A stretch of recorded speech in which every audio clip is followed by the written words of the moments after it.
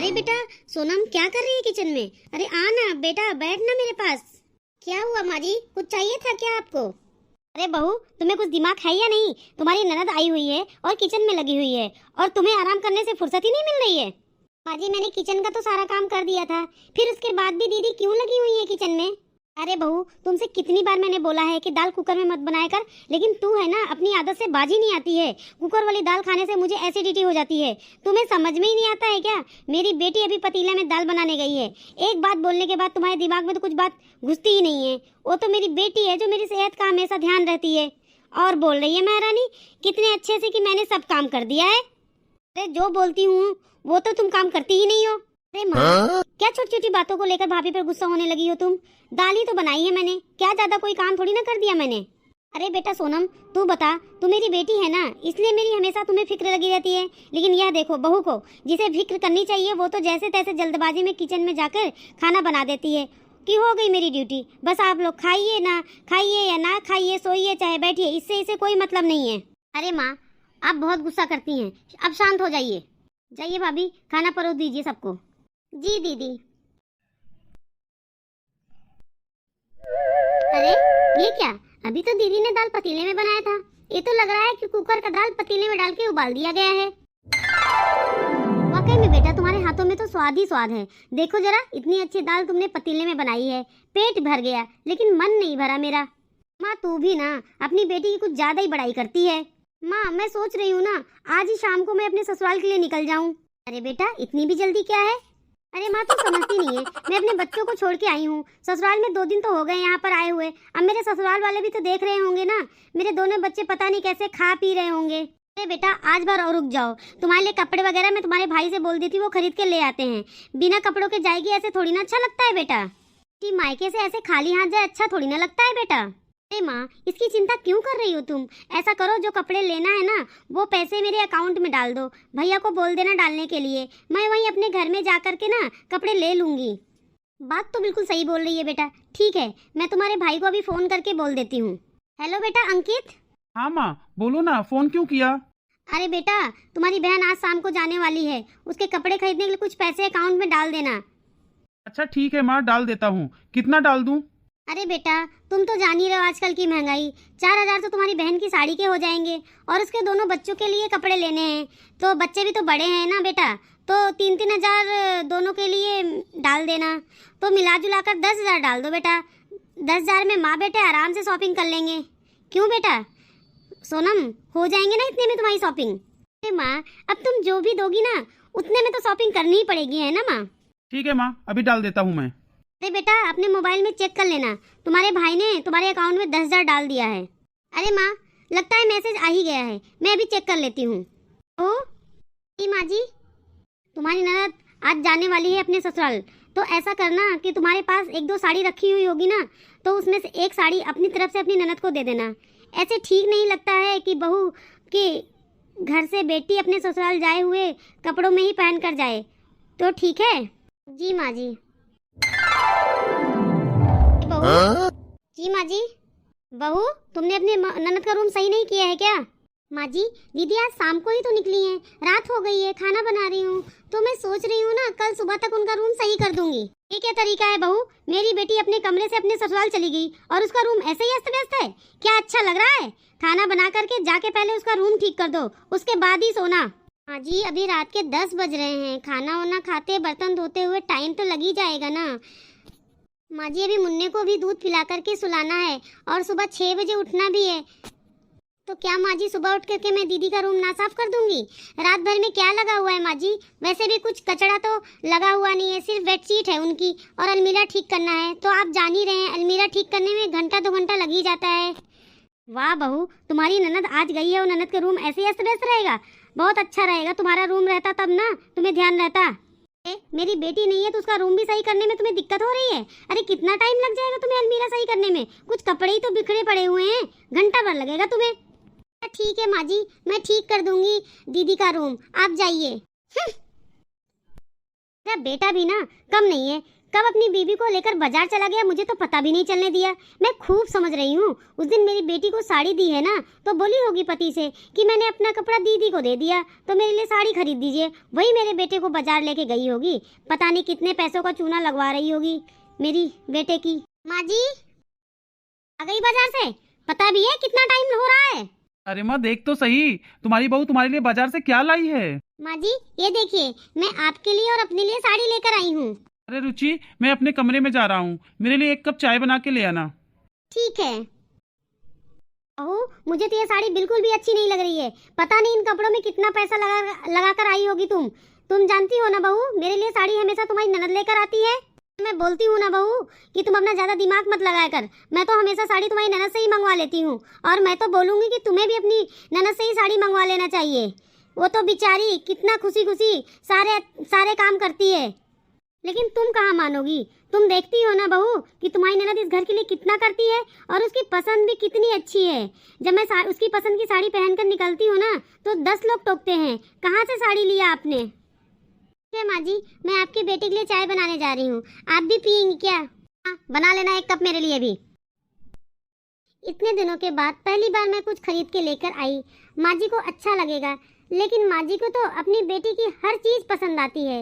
मैं भी तो अपने मायके में थी ना तो मेरी पसंद तो वहाँ सबको अच्छी लगती थी, लेकिन यहाँ आने के बाद माँ जी को मेरी पसंद क्यों नहीं अच्छी लगती है, पता नहीं माँ जी मेरी लाई हुई साड़ी को क्यों नहीं पसंद आई। अरे बेटा सही समय पे फोन की हो तुम। क्या हुआ माँ, सब ठीक तो है ना? बेटा हो सके तो आज शाम को अपने घर आ जाना। माँ आज क्यों आ जाऊँ? अरे बेटा तुम्हारी भाभी ना जाने कहाँ से ये साड़ी उठाकर ले आई है, जो मुझे जरा सा भी पसंद नहीं है, उसे बदलवाना होगा। बेटा शाम को तू आ जाती है तो तू अपनी भाभी के साथ जाकर साड़ी बदलवा कर अपनी पसंद की अच्छी साड़ी मेरे लिए लेकर आ जाती। शादी के इतने दिन हो गए लेकिन माँ जी के हमेशा मुँह पर अपनी बेटी का ही नाम होता है, कभी भी माँ जी मुझे अपनी बहू वाला दर्जा नहीं दिया, उनको हमेशा दिल और दिमाग में उनकी बेटी ही छाई रहती है। अच्छा ठीक है माँ टेंशन मत लो, मैं आ जाऊंगी आज शाम को। ठीक है बेटा आ जा तू, तुम्हारी भाभी से बोल दूंगी कि वो तुम्हारी पसंद का खाना बना दे। ठीक है माँ। हाँ जी रख दे ना बहू, तू अभी देख नहीं रही है मैं अपनी बेटी से बात कर रही हूँ। ठीक है माँ जी। अरे बेटा कैसी हो तुम? और दामाद जी के व्यवहार में तो कुछ बदलाव आया ना? नहीं माँ, उनके व्यवहार में बदलाव आना होता तो कब का आ गया होता, मुझे तो लगता ही नहीं है कि माँ कि वो कभी बदलेंगे। अरे बेटा तू चिंता मत कर, हम लोग तुम्हारे साथ खड़े हैं। माँ मुझे इस बार ना 15,000 रुपए दे देना, मुझे दोनों बच्चों की स्कूल की फीस भरनी है।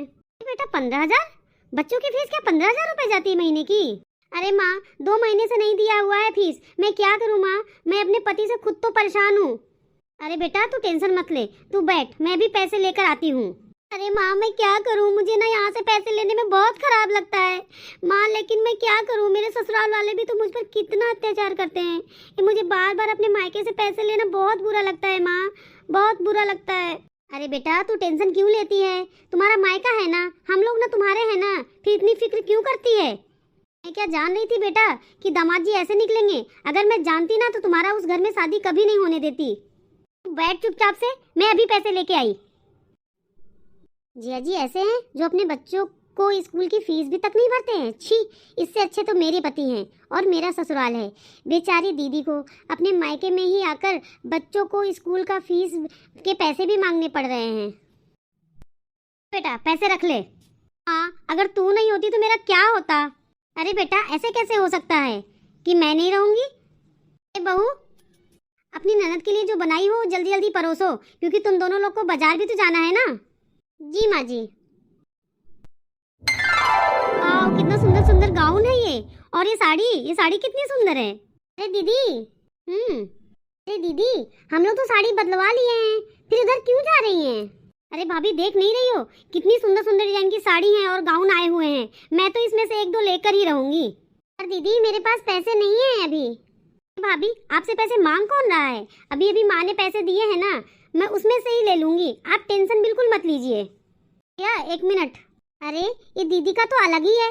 अभी अभी तो माँ जी से इन्होंने पैसे मांगे बच्चे लोगों की फीस भरने के लिए, और उन्हीं पैसों से ये दीदी साड़ी लेने जा रही हैं। और यहाँ की साड़ी वैसे ही 3,000 से स्टार्टिंग है। अगर ये साड़ी ले लेंगी तो बच्चे लोग की फीस कैसे देंगी स्कूल की? मुझे तो लगता ही नहीं, मुझे तो लगता है ना कुछ गलत है। ये दीदी कहीं चाल तो नहीं खेल रही हम लोगों से? सुनिए ना, हाँ रुचि, मुझे आपसे कुछ बात पूछनी है। बात क्या पूछनी है, बोलो। दीदी को हमारे घर से बार बार पैसे क्यों दिए जाते हैं?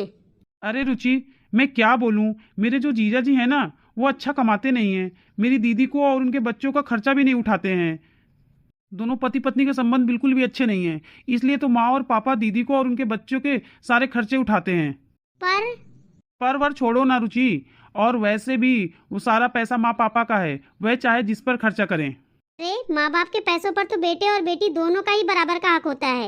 अगर बेटी दुखी है उसके प्रति फर्ज निभाना पड़ता है, अगर यहीं पर बेटा दुखी है तो उसके प्रति भी फर्ज निभाना पड़ता है। माँ बाप का ही हक होता है, किंतु अपने बेटे के लिए पैसे बचाना भी तो उनका ही फर्ज है ना। यार रुचि, वो मेरी फाइल कहाँ रख दी है, मिल नहीं रही है। यहाँ से आप जाइए, मैं खोज कर दे देती हूँ आपको। भाभी आखिरकार आ ही गई ना हमारी याद आपको। अरे दीदी आप कैसी बात कर रही हैं? आप मेरी ननद हैं और आपकी याद तो हमेशा ही हमें आती रहती है। आपके भैया जी याद दिलाते रहते हैं। ये बात तो मुझे आपको बोलनी चाहिए थी। इतने दिन हो गए और मायके आप आती ही नहीं हैं। क्या बोलूँ भाभी, इस तरह से घर के बंधन में बंधी हुई हूँ ना कि निकलना ही मुश्किल हो जाता है। अब यही देख लीजिए, मेरी बेटी के बारे में तो आपको पता ही है ना, उसका पति अच्छा कमाता नहीं है, उसके परिवार वाले अच्छे से देखभाल नहीं करते हैं। हमेशा मेरी बेटी को सारी चीज़ें शादी के बाद भी पूरी करनी पड़ रही है, और बहू के यहाँ आए हुए भी 2 ही साल हुआ है भाभी। अभी अभी बहू तो नई है ना, इस पर घर की सारी जिम्मेदारी छोड़कर कैसे आ जाऊँ मैं मायके? अरे दीदी आप तो इतना बहुत सोचते हैं। अरे बहू आ गई है, 2 साल आपकी बहू को आए हुए हो गया है, अब उस पर भी तो घर गृहस्थी थोड़ा छोड़ दीजिए ना। पहले तो बोलते थे कि बेटी की शादी हो जाएगी तब आऊँगी भाभी, अब बेटी की भी शादी कर दिया आपने, बेटी की भी शादी कर दिया आपने। अब सब अपने अपनी घर गृहस्थी में खुश हैं, लेकिन आप है ना दोनों में ही चिपके रहते हैं। दोनों बच्चों को छोड़ दीजिए ना, उनको अपने हाल पर। कितने देर तक उन लोगों का आप पीछे लगे रहेंगे? मैं तो बोलती हूँ ना, इस बार मैं आई हूँ तो चलिए आप अब भी अपने मायके चल दीजिए अभी। नहीं नहीं भाभी, आप तो आ ही गए हैं, मेरे से मिल लिए हैं, भैया भी मेरे से मिल लिए हैं। मैं आऊँगी ना, कुछ दिन के बाद मैं आऊँगी, 1-2 महीने के बाद। मम्मी जी, मामी जी, तैयार है, परोस दूँ क्या? अरे हाँ हाँ बहू परोस दो। ठीक है माँ जी। चलिए दीदी पहले खाना खा लीजिए।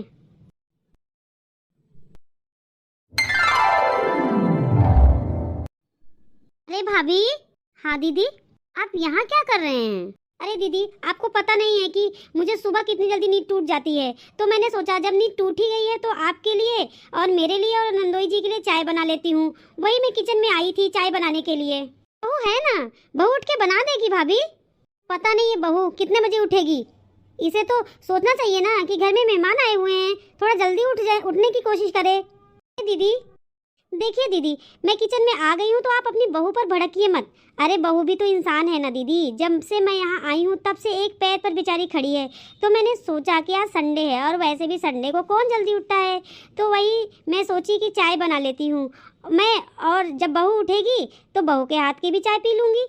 भाभी आप देख नहीं रही हमारे घर की हालत। बहू को चाहिए था ना कि मामी सास आई हुई हैं तो जल्दी सुबह सुबह उठकर मामी सास के लिए चाय नाश्ता सब बना दे, लेकिन बहू है वो अपना नियम से हटने वाली नहीं है। 6 बजे उठना है तो 6 ही बजे उठेगी। अरे बस कीजिए दीदी, ऐसे करेंगी ना दीदी तो मैं आपके यहाँ अगली बार आऊँगी ही नहीं।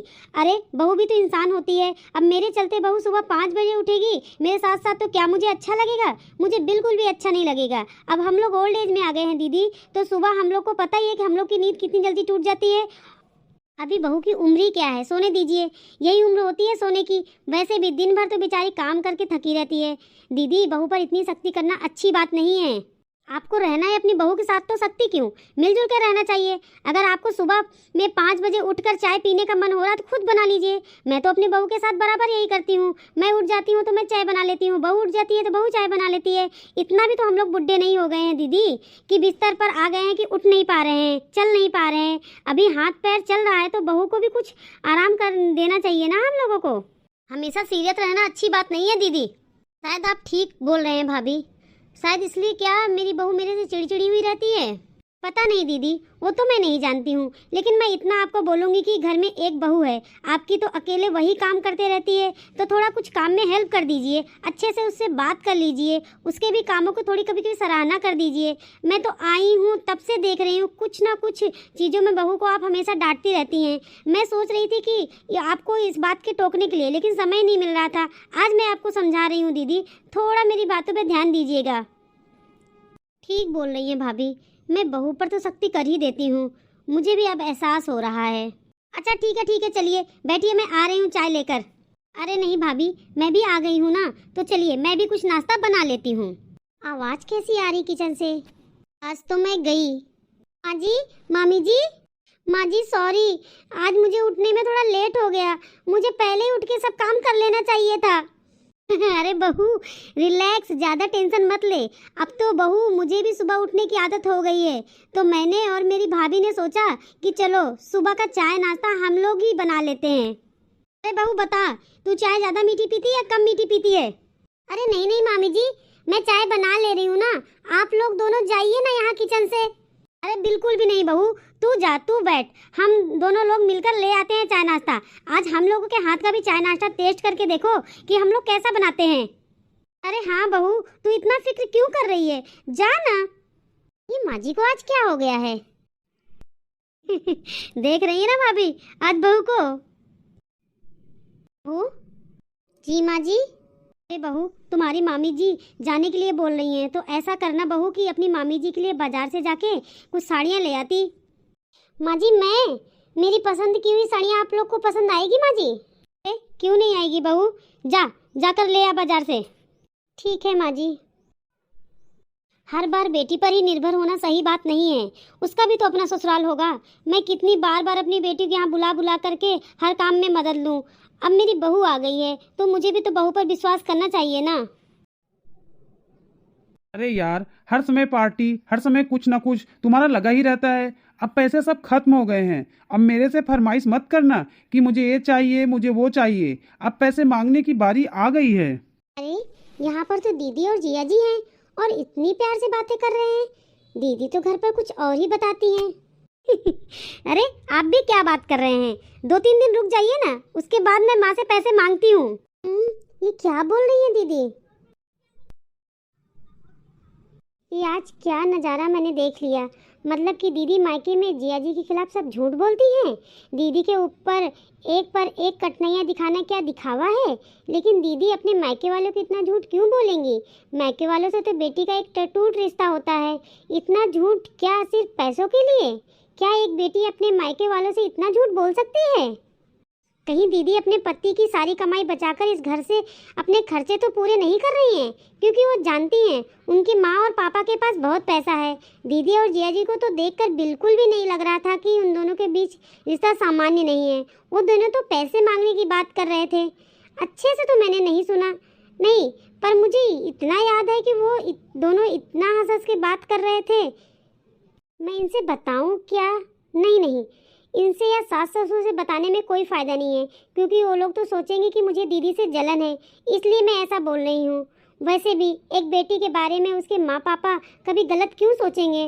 शायद मैं सोच रही हूँ वो शायद गलत भी हो सकता है, लेकिन नहीं, ऐसा तो हो ही नहीं सकता है, क्योंकि मैंने अपने कानों से सुना है, आंखों से देख कर आई हूँ। अरे बहू कहाँ गई? तुम्हारी मामी जी जा रही हैं, आ जाओ ना मिलने। आ रही हूँ माँ जी। माँ मेरे नंबर पर जल्दी से 5,000 गूगल पे कर दो। क्यों बेटा? हाँ राशन लेना है, इसलिए 5,000 रुपये मांग रही हूँ। घर में तो एक चुटकी राशन नहीं है माँ, मैं क्या बोलूँ, बच्चे लोगों को जैसे जैसे चुप करवा के स्टोर में बैठी हुई हूँ ना, मैं इनसे बोली तो ये तो लड़कर बाहर निकल गए माँ। अच्छा ठीक है बेटा, अभी मैं करवा देती हूँ पेमेंट। बहू मेरा बेटा कहाँ है, ऑफिस चला गया क्या? क्या हुआ माँ, मुझे बुला रही थी क्या? हाँ बेटा मैं तुम्हें बुला रही थी। बेटा तुम्हारी बहन राशन की दुकान पर खड़ी है, उसे 5,000 की जरूरत है बेटा, जल्दी से गूगल पे कर दो ना। ठीक है माँ, मैं अभी कर देता हूँ, मोबाइल रूम में है, मैं जाकर रूम में ही कर देता हूँ। ठीक है बेटा, 1 मिनट रुकिए ना। क्या हुआ रुचि? माँ जी, ये तो बहुत गलत हो रहा है दीदी के साथ। बताइए माँ जी, दीदी की शादी किए हुए 7 साल हो गए ना। जब 7 साल दीदी की शादी के हो गए, दीदी दी और जीजा जी के साथ है उनका रिश्ता, अब तक अच्छा नहीं हुआ, तो फिर क्यों दीदी जीजा जी के साथ उनके घर में रह रही है? क्यों ना माँ जी दीदी और उनके बच्चे को हमेशा के लिए यहाँ मायके में आ जाना चाहिए। वैसे भी उनका सारा खर्चा तो हम ही उठाते हैं ना, और हमें तो उनके पति के खिलाफ पुलिस में कंप्लेन करनी चाहिए। माँ जी, ऐसे आदमी के साथ दीदी को रहने से क्या फायदा है? माँ जी, जो दीदी को प्यार नहीं देता और ना पैसे देता है, मैं तो कहती हूँ ना माँ जी, हमें उन दोनों को तलाक करवा देना चाहिए। कम से कम दीदी को तो ऐसे आदमी से पीछा छूटेगा ना। दीदी हमेशा अपने मायके में रहेंगी, उन्हें हमारा पूरा सपोर्ट मिलता रहेगा माँ जी। और वहाँ दूर बैठे बैठे पता नहीं बेचारी कितनी परेशान होती होंगी और कितनी बातें होती होंगी जो हमसे नहीं कह पाती होंगी। बात तो बिल्कुल सही बोल रही है बहू। हाँ बहू, तू बिल्कुल सही बोल रही है। वैसे भी मेरी बेटी पहले इतनी दुखी है, जब भी फोन करती है ना रोती ही रहती है बेचारी। एक पल के लिए भी सुख नहीं मिला है उसे उस आदमी से। तो ऐसे निर्दयी आदमी के साथ रहने से क्या फायदा, जो मेरी बेटी को हर पल नीचा ही दिखाता रहे। रुको, अभी मैं अपनी बेटी के पास फोन लगाती हूँ और बोल देती हूँ उसे मैं कि हमेशा के लिए छोड़ दो अपने पति को। काश ये बात पहले ही मेरे दिमाग में आ गई होती तो मेरी बेटी को इतने दुख नहीं झेलने होते। हेलो बेटा। हाँ माँ, पैसे भेज दी क्या? बेटा, तू और बच्चे हमेशा के लिए यहाँ आ जाओ। ऐसे निर्लज्ज आदमी के साथ क्यों रहना जो तुम्हें इतना कष्ट देता हो? हाँ, ये क्या बोल रही हो तुम? बता। मैं समाज को क्या कहूँगी, आस पड़ोस के लोगों को क्या कहूँगी? मुझ में इतनी ताकत नहीं है माँ कि मैं जमाने का सामना कर सकूँ और सभी की दलीलें दूँ। मुझे नहीं आना है माँ।